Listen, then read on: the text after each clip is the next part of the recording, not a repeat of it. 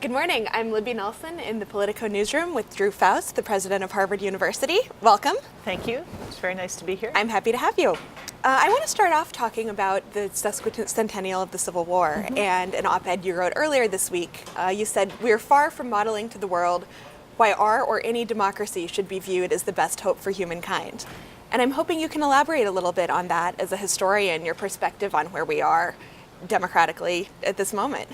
Well, I was thinking about that because of the way Lincoln positioned the United States as a proposition that was something the whole world was watching and evaluating as we were consumed by civil war. And at the beginning of the war, he talked about the American government as the last best hope of earth, because the proposition of a government based in the will of the people had eroded so significantly around the world in the aftermath of the revolutions of 1848 and so forth. So we felt that we had a responsibility not just to ourselves, but to a whole model of government and people's participation in constructing that government of the people, by the people, for the people. So as I was thinking about the Gettysburg Address on its 150th anniversary today, I asked myself, what kind of model are we right now as our government shuts down because of an inability to agree in October? And international visitors to Harvard at that time were asking me that question. And what are they to take away from this failure on our part? And what does this tell us about how well we're doing or not doing in carrying out the very important legacy that the soldiers of the Civil War left to us and died for? I thought too, not just about the government shutdown, but I thought about statistics showing growing inequality at a time when we're celebrating and commemorating a speech that began with the notion of a government created with the proposition that all men are created equal. I thought about eroding educational opportunity, which is something very close to my heart as we try to increase college attendance, increase the very important access to an uplift of the kind that Lincoln so often talked about in an individual's circumstances. And I thought as well about the question of social mobility, which very closely related to growing inequality is eroding in this country. We're seeing less opportunity for people to move from one station of life to another. And so I felt that what Lincoln had charged his listeners at Gettysburg to be dedicated to, we need to take as a charge to us as well, as we thought about those ideals and how we're delivering on them or not delivering on them in the 21st century. What did you say to those international visitors who asked what was going on here?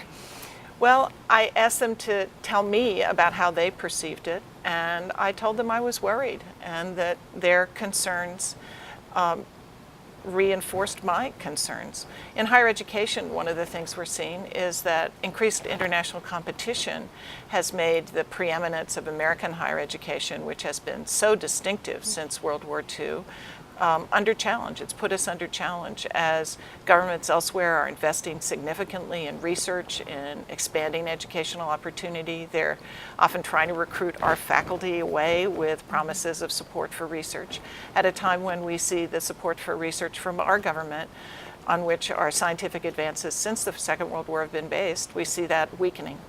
It's certainly a time, as you said, of tremendous change and uncertainty in American higher education as a whole.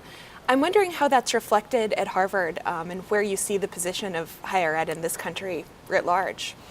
Well, there's so much that's going on in higher education generally, and we, of course, at Harvard are far from immune from any of it. And we see both opportunities in many of the things that are now possible in a digital world, in a global world, in a world in which the commitment to access to higher education needs to be intensified.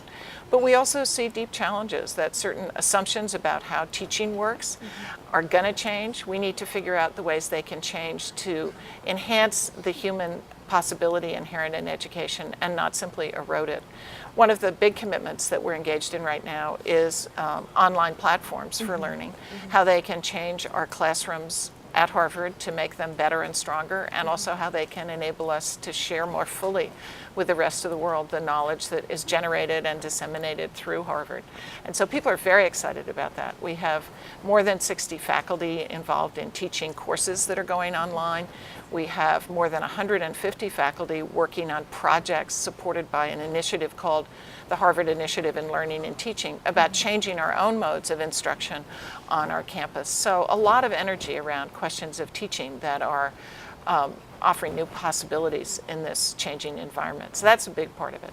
Another element I'd mention is that we operate in a global world, obviously, and that opens opportunities for teaching and for research as well. When you think about a problem in the context of the whole world, when students are going to probably practice law or practice medicine or whatever they do, business, it will be within a global context. We need to prepare them for that, and that's both exciting and also presents certain challenges. One thing we're seeing here in Washington is a conversation around college affordability, but also around quality and value. And I'm wondering if you can talk about what you see as the value of an education, the college education, and is that something the federal government is capable of defining?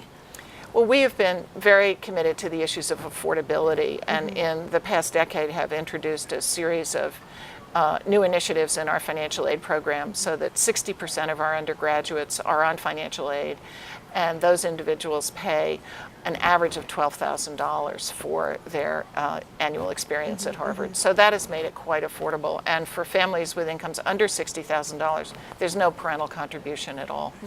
So that has really widened our access and changed the composition of our student body significantly. We're very proud of that. But the second part of your question is about what is the value of this? Well, we can see the value of college education and think about it in a variety of ways. Most significantly, you see that in a lifetime, an individual with a college education makes some significantly greater income, and there are different measures. Some say as much as 74% more over a lifetime. Every study I've seen measures it as over 50%.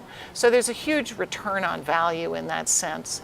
And that is, of course, important. And we do believe that college education is in part about vocation and training people, educating people to hold meaningful positions and have lives in which they can contribute to a robust economic environment.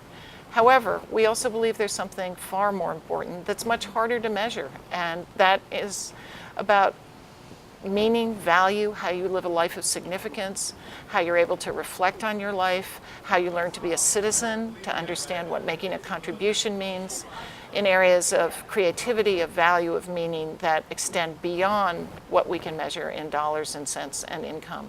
And I think it's extremely important that we consider these fundamental aspects of what liberal arts has meant in our country, how that's made higher education in the United States distinctive, how it's given people the ability to think critically, to understand the world in which they live, and to reach out beyond their own particular selves into a wider contribution to the world. Thank you so much for being with us today. Thank you.